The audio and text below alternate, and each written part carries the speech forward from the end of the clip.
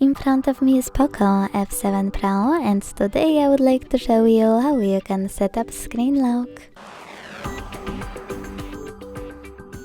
Begin by opening Settings and scrolling down to tap on Fingerprints, Face Data and Screen Lock.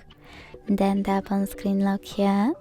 Tap on one of those login methods you wish to pick and wait 5 seconds to choose Got It in the pop-up.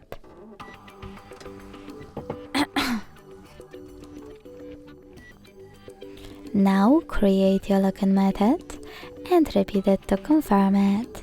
Then hit confirm at the bottom right corner. If you want to add your fingerprint right away, select Add in the pop-up and follow all of the instructions from your screen. If you don't, hit Cancel.